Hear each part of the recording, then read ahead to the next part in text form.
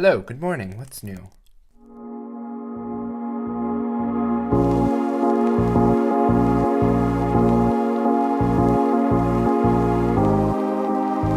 Welcome to another Motivational Mondays, where every Monday I try to say something nice. Today we're going to talk about showing up for yourself. What I mean by showing up for yourself is giving yourself compassion and giving yourself permission.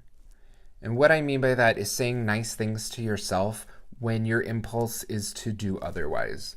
RuPaul says that we all live with an inner saboteur, and that inner saboteur is your ego, and that ego is trying to kill you. Which is true. We all have that inner voice, that little voice that tells us when we're wrong, when we look stupid, when we feel ugly. That's our ego telling us something bad. And so showing up for yourself means that you are going to say nice things to yourself. No, I look fantastic today. No, this outfit fills out just right. Being compassionate for yourself.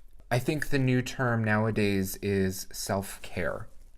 People think self-care means treat yourself, right? They go out and they buy themselves something pretty. That's not self-care. That might be a Band-Aid on the wound, but self-care is really taking care of yourself, dealing with yourself mentally. Maybe that means going and working out, releasing those endorphins. Maybe it means masturbating so that by the time that you can reach climax, that you're releasing that dopamine that makes you feel better. That's self-care. Self-care also means that you need to set yourself up for future successes. Maybe that means that you need to really sit down and work on your budget. You really need to look at your bank account, which I know sucks. When you have to open that app to say, okay, can I afford to pay my bills this month? That sucks.